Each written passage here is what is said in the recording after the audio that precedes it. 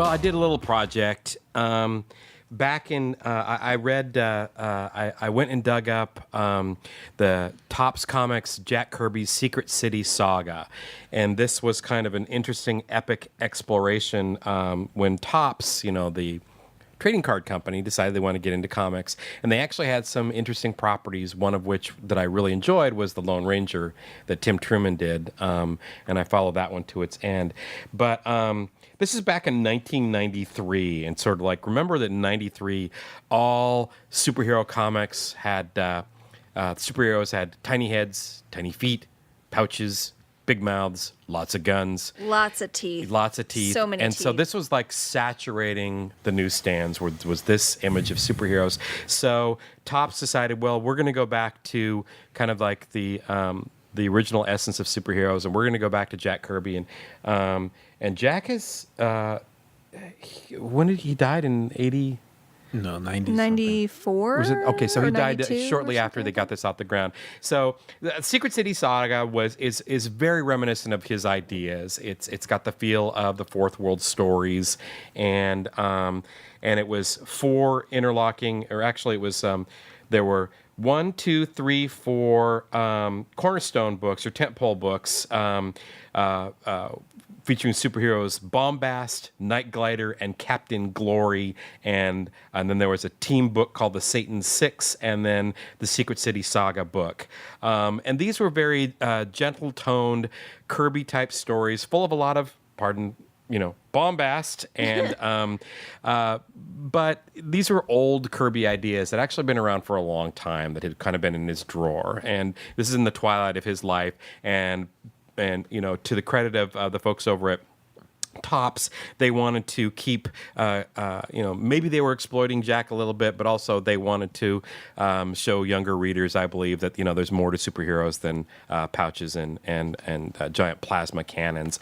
And one of the interesting things about the Secret City book itself, the core book, was that it was actually drawn by Steve Ditko.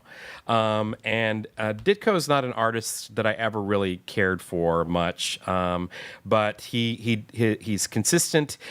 His look probably has not changed much from 1970 to the day he died. When he was a younger artist drawing Spider-Man, it's tighter, it's more vivid, but it got more relaxed. And how last week I was criticizing Frank Miller for, not simplifying but getting sloppy.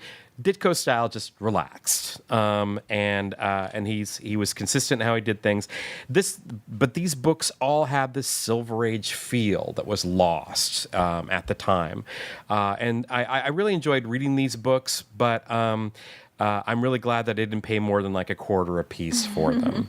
The gimmick that Topps had with all these books was you get special edition trading cards, and you had coupons in the books to mail off and get and there was somebody at Topps is in cahoots with the Clinton administration, because you could get a special President Clinton holofoil trading card limited edition. You could be one of 500 lucky winners. And all of these comics came bagged, and you had special trading cards and stuff like that. I got these on eBay for pennies on the pound, and of course all the cards were gone. But here's an interesting bit of trivia. So, Chris, remember when Kirby went back over to DC and he started off his Fourth World series with Superman's pal Jimmy Olsen, and DC did not like the way he drew Superman's face. They redrew over his head. Okay, so President Clinton is in all of these stories, and the people at Topps didn't like the way Steve drew Clinton, so someone went back, and so then you have Bill Clinton's face that bears no stylistic resemblance to Ditko's artwork in the series. So I was like, that's just like weird. Yeah, That's great. yeah. So this was, it's not all bland. The Zero issue features, sadly, just like 7 or 8 pages of artwork by Walt Simonson that is just like perfect and beautiful, and all the lettering is by John Workman. And back in the days before you did digital lettering, this man had a very unique lettering style that was tight and dynamic and actually really exciting to read. And one of the cornerstone books, I think it's the Bombast book, is actually drawn by Dick Ayers and John Severin, who were Golden Age to Silver Age illustrators at Marvel, and drew the Sergeant Fury and his Howling Commandos and a lot of those kind of books back in the day. And that's actually, that Bombast book is beautiful, really beautiful. So yeah, I had fun with these, and strangely enough, and then in 2011, Dynamite Comics picked up where this Secret City saga left off, recouped all of these Kirby properties with their series that they called Kirby Genesis. I only read one issue of that, and that's frankly all I needed to read.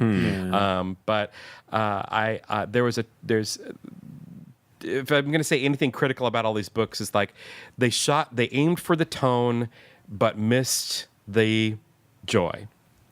There's a joy and a verve and I'm going to keep using the word bombast to Kirby's work that I think only he can really do, and there are lots of people who kind of borrow that, ape that style, but there's still an energy that I'm not seeing in this, and it's too bad. But I did have fun reading them. Cool. All right. Thank you, Cole.